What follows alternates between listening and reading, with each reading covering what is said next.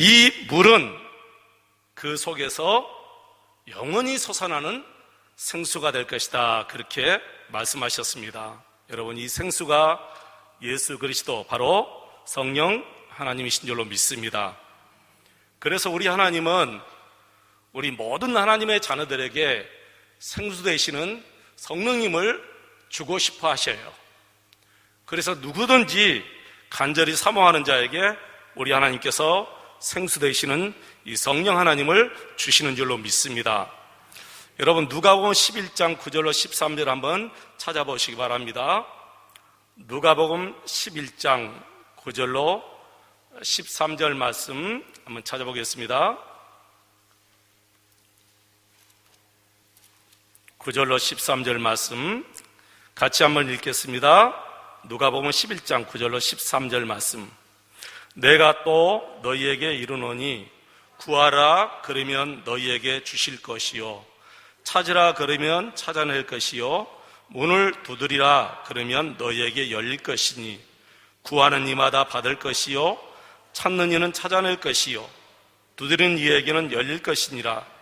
너희 중에 아버지 된 자로서 누가 아들이 생선을 달라 하는데 생선 대신 뱀을 주며 알을 달라 하는데 정갈을 주겠느냐?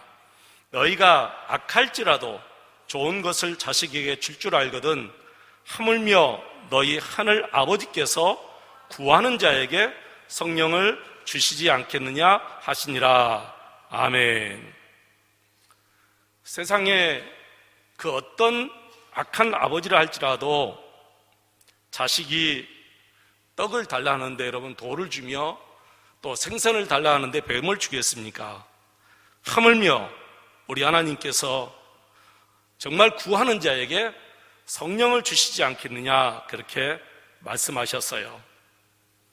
여러분, 이 시간도 우리의 생수 되시는 성령으로 말미암아 세상에서 목마른 것 다 해결받으시기를 축원합니다.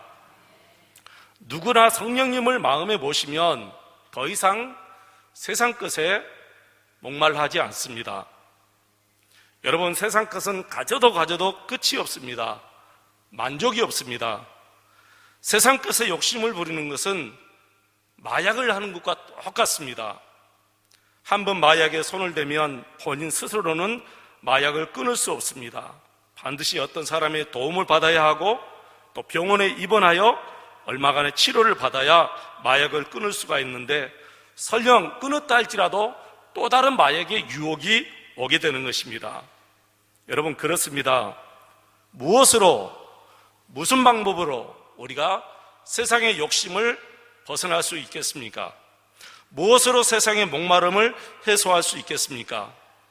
여러분, 아무리 목마르다고 바닷물로 어떻게 이 목마름을 해결할 수가 있겠습니까? 바닷물로는 목마름을 해결할 수 없듯이 세상 것을 가지고 세상 것의 목마름을 해결할 수가 없는 것입니다. 그것은 연못구호예요. 다시 말씀드려서 나무 위에서 고기를 구하는 것과 똑같습니다. 여러분, 절대로 세상 것을 가지고 세상의 목마름을 해결할 수가 없는 줄로 믿습니다. 자, 그러면 어떻게 해야 이 세상의 목마름을 해결합니까? 여러분, 성령 충만밖에 없습니다. 성령으로 충만해야 더 이상 세상 것에 대한 목마름이 없어지는 거예요. 여러분, 다른 방법이 없어요. 왜 예수님은 굳이 이 사마리아 여인에게 찾아가서 이 말씀을 하셨을까요? 이 사마리아 여인이 현대인들을 대표로 상징적으로 보여주기 때문에 그렇습니다. 현대인들이 사마리아 여인입니다.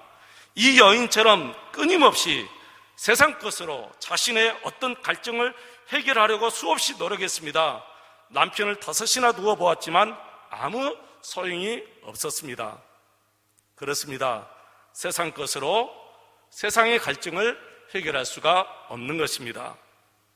사람의 마음은 처음부터 하나님께서 그렇게 창조하셨기 때문에 하나님 외에는 만족을 얻지 못하도록 하나님이 창조하셨어요. 그래서 세상에 그 어떤 것을 준다 해도 도저히 만족을 얻을 수가 없습니다. 우리 하나님은 사람을 창조할 때 하나님 당신을 마음에 모시고 하나님과 교제하며 살아갈 때만이 사람이 만족을 얻을 수 있도록 그런 장치를 해두셨어요, 우리 마음에. 그러니까 이 장치를 사람들이 벗어날 수 없는 거예요. 여러분, 우리 마음속에 계시는 성령 하나님과 날마다 친밀히 교제함으로 말미암아 늘 만족하는 그런 삶을 살아가시기를 축원합니다. 아담이 죄를 지음으로 하나님의 형상이 완전히 파괴되었죠. 하나님의 형상이 파괴됨으로 하나님과 교제가 끊어져 버렸어요. 그래서 사람들 마음속에 애로움이 찾아오고 갈증이 찾아오고 끝없는 세상에 욕심이 찾아온 거예요. 그러나 그 어떤 것으로도 자신의 마음을 만족시킬 수가 없는 것이지요. 사람들은 세상 것을 가지고 이 하나님의 자리를 채워보려고 끊임없이 노력하지만 여러분, 그것은 헛수고입니다. 안 됩니다. 하나님만이 사람의 마음을 채울 수가 있습니다. 하나님 외에는 그 무엇도 우리 마음을 채울 수 없습니다. 다른 것으로는 부족합니다. 항상 미달입니다. 헛수고입니다. 그걸 누가 우리에게 가르쳐 주셨어요? 솔로몬이 우리에게 말해 주었지 않습니까? 솔로몬은 세상의 모든 것을 다 가져보았습니다. 모든 것을 다 누리고 살았어요. 그런데 결국에는 그가 이렇게 고백했어요. 헛되고 헛되니 모든 것이 다 헛되도다. 세상 모든 것을 다 가지고 채워보려고 했지만 안 됐다는 거예요. 그게 다 헛된 일이었다는 거예요. 그러면서 사람의 마음을 바다로 비유했습니다. 창세 때부터 시작해서 지금까지 모든 강물들은 연하여 흐르고 흘러서 바다로 갔지만 바다를 채울 수가 없었다. 그렇게 성경은 이야기했습니다. 사람의 마음은 그 어떤 것으로도 채울 수 없다. 그렇게 솔로몬이 얘기했습니다. 그래서 오늘 예수님이 말씀하지 않습니까? 내가 주는 물을 마시는 자는 영원히 목마르지 아니한다. 내가 주는 물은 그 속에서 영생하도록 솟아나는 샘물이 되리라. 여러분, 이 생수가 성령 하나님이십니다. 성령님을 모시고 성령으로 충만해야 합니다. 그래야 세상 것 때문에 더 이상 목마르지 않습니다. 세상 것으로 갈증을 풀려고 하지 않습니다. 그런데 이런 이야기를 들은 사마리아 여인은 엉뚱하게도 선생님, 내게도 그런 물을 주세요.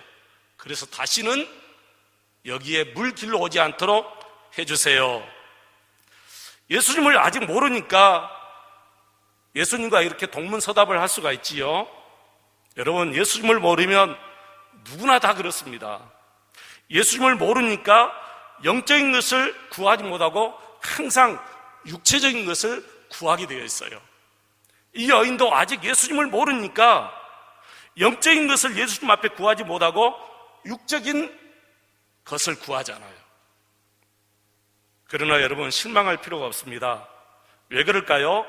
믿음은 자라나기 때문에 그렇습니다. 말씀을 계속하여 듣다 보면 반드시 우리의 믿음은 자라나게 되어 있어요. 여러분의 믿음도 자라나고요. 혹시 여러분 남편이 아직 믿음이 여러분 보시기에 양이 차지한다 할지라도 여러분 너무 조급하게 생각하지 말고 여러분 실망하지 마시고 끝까지 기다리면서 그분을 위해서 많이 기도하시기 바랍니다.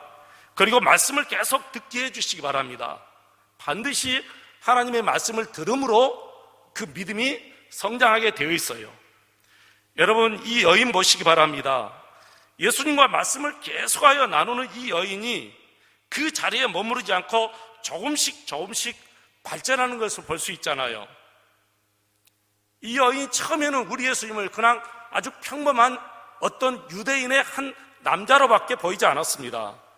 그러다 계속하여 예수님과 말씀을 나누다 보니까 나중에 19절 말씀 보시면 예수님을 이제는 선지자로 보게 돼요. 그리고 28절, 29절을 보면 예수님을 그토록 자신들이 기다린 분이 메시아 그리스도인 것을 알게 돼요. 여러분, 그렇습니다. 누구나 처음부터 예수님을 그리스도로 알지 못합니다.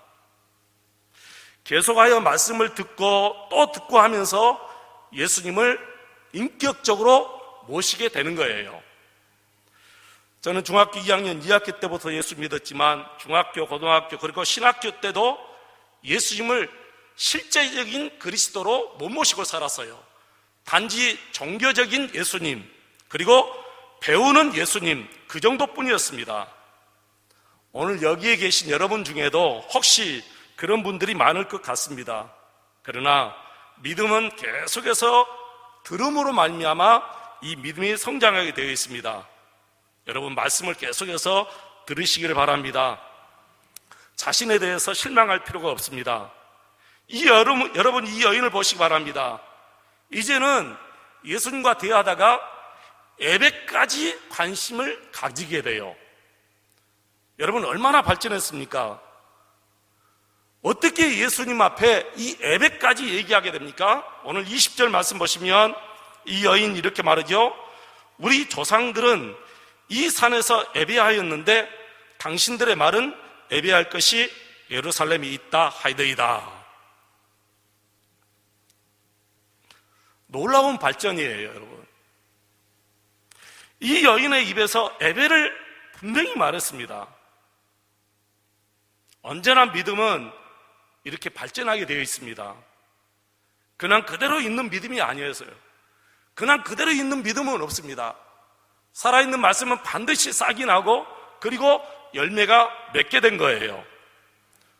우리 마음속에 하나님의 말씀, 이 생명이 들어오면 이 말씀이 여러분 의지와는 아무 상관없이 반드시 싹이 나고 열매가 맺게 되는 거예요.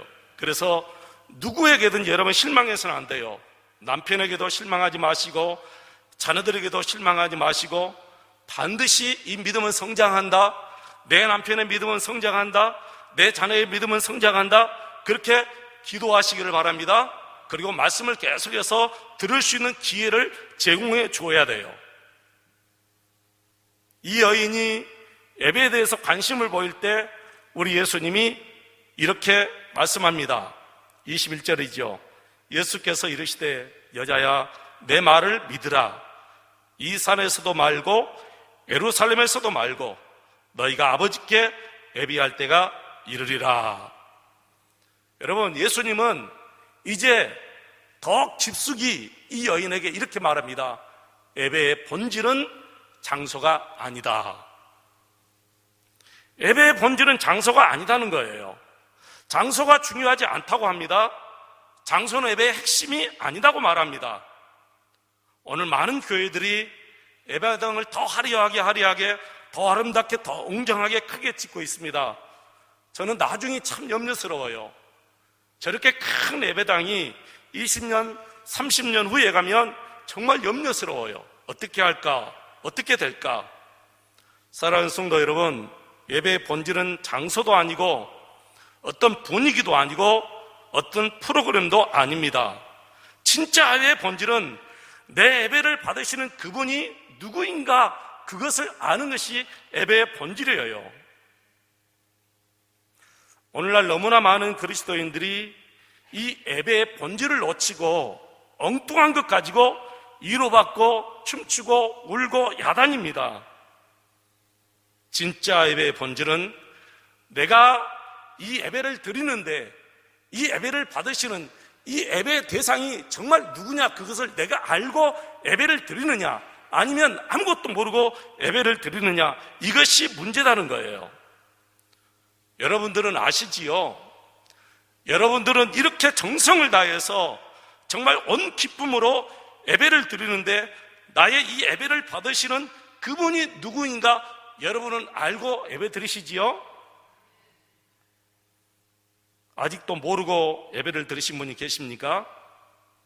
이 예배를, 내 예배를 받으시는 분이 전혀 누구인지 모르고 예배를 드리십니까? 예배는 나를 죄에서 구원하여 주신 예수님 그분만이 나의 예배를 받으실 분입니다. 그 누구도 우리 예배를 받지 못합니다.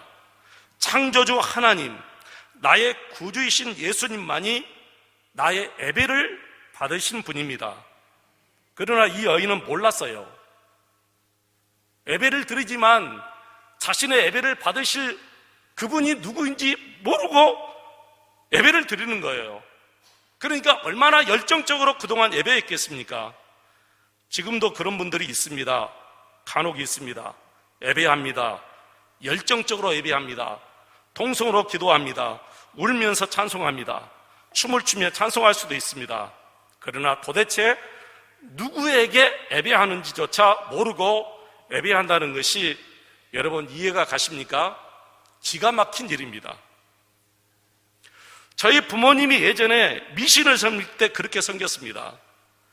당신들이 섬기는 미신이 어떤 신인도 모르고 그냥 무작정 미신을 열성을 다해서 섬겼습니다. 저도 마찬가지였습니다. 내가 섬기는 그 신이 누구인지 정말 어떤 신인지도 모르고 저녁만 되면 2시간씩 손을 모으고 계속해서 남모랑개교 하면서 빌었어요. 누구에게 빌었는지 전혀 모릅니다. 지금 내가 기도하는 대상이 누구인지 모르면서 그렇게 간절히 저녁마다 2시간씩 기도했습니다. 얼마나 웃기는 일입니까? 지금 생각하면 어리석어도 그렇게 어리석은 짓을 했습니다. 그러나 여러분, 참된 진리를 모르는 사람들은 다 그렇게 어리석은 일을 하면서도 그것이 어리석은 일인지 모르고 계속 하게 되는 거예요. 진리를 알아야 이게 어리석은 것을 알아요. 진리를 모르면 자기 자신이 그렇게 어리석고 무지한 일을 하면서도 무지한 일인지 모르고 계속해서 행할 수밖에 없습니다.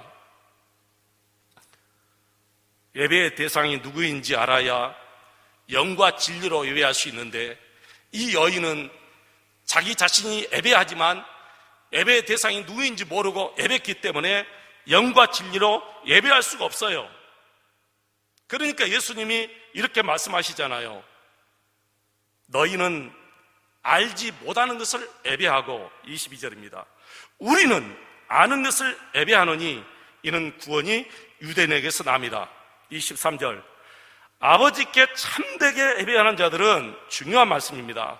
아버지께 참되게 예배하는 자들은 영과 진리로 예배할 때가 원하니 곧 이때라.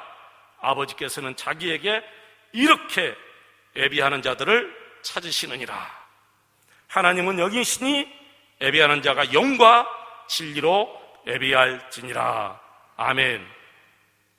예배는 첫째, 내가 예배하는데 이 예배를 어느 분이 받느냐, 예배 대상을 알고 예배를 드려야 된다는 거예요. 두 번째, 영과 진리로 예배한다고 했습니다. 영은 우리 성령 하나님이십니다. 예배는 영이신 성령 우리 하나님께서 우리가 예배하는 가운데 이 시간 임재하셔서 그 성령 하나님께서 목사를 통해서 선포하는 그 진리되는 말씀을 듣고 은혜를 받게 합니다. 이것이 영과 진리로 예배하는 것입니다.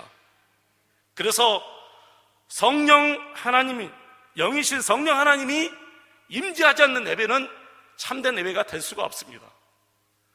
그 성령 하나님께서 안 계시면 아무리 목사가 말씀을 선포해도 그 말씀에 은혜를 받을 수 없습니다. 왜 그럴까요? 깨닫지 못하기 때문에. 말씀을 증거해도 깨닫지 못하면 은혜가 안 돼요. 그런데 어린아이가 말씀을 증거해도 깨달으면 은혜가 돼요. 할렐루야.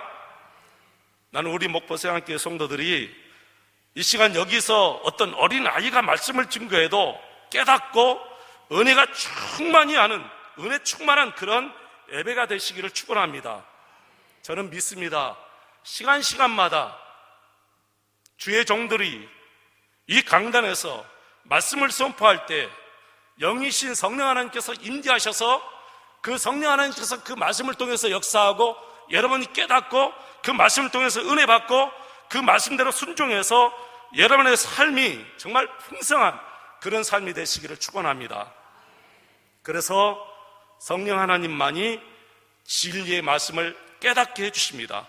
영감을 주십니다. 은혜를 받게 하십니다. 성령 하나님께서 우리의 마음을 부드럽게 하여 주십니다. 성령 하나님께서 우리 마음을 옥토로 바꾸어 주십니다. 그래서 우리 삶 속에서 우리가 열매를 맺고 하나님께 그 열매를 통해서 기쁨을 드리는 것입니다. 사랑하는 성도 여러분, 우리가 아무리 좋은 장소에서, 아무리 좋은 분위기 속에서, 아무리 좋은 프로그램을 가지고 예배한다 할지라도 영이신 성령 하나님께서 깨닫게 주셔야 우리가 은혜 받지, 깨닫지 못하면 아무 소용이 없어요. 그래서 매 순간순간, 매 시간마다 성령 하나님 내 마음을 어루만져 주시옵소서. 성령 하나님 오늘 또 말씀을 듣고 깨닫게 해주시고 이 말씀을 내 삶에 적용해서 내 삶 속에 풍성한 열매가 맺게 도와주시옵소서. 그래서 내 삶이 정말 풍성한 삶이 될 수 있도록 도와주세요. 기도하시기를 축원합니다. 이것이 영과 진리로 예배하는 것입니다. 이렇게 예배하는 자들을 우리 하나님께서 찾으시고 그 자들에게 복을 주신다는 거예요. 그러므로 여러분, 성령 하나님께 간절히 구하시기를 축원합니다. 예배를 사모하시기를 바랍니다. 성령 우리 하나님은 인격적인 하나님이세요. 여러분이 예배를 간절히 사모해야 돼요. 싫은데 억지로 드리면 그것은 성령 하나님께서 싫어하십니다. 부모들도요, 자식에게 신부름을 시킬 때 정말 기쁨으로 신부를 하면 그게 너무너무 기뻐요. 그런데 마지못해서 억지로 하면 부모들도 싫은 거예요. 우리가 예배할 때 정말 기쁨으로 예배해야지 억지로 예배하면 안 돼요, 여러분. 성령은 인격적인 분이에요. 성령 하나님께 인격이 없다면 할 수 없지만은 인격을 가지고 계신 성령 하나님께서 여러분이 억지로 예배드리는데 기뻐하시겠어요? 물론 초신자들은 우리 하나님도 이해하시겠지요.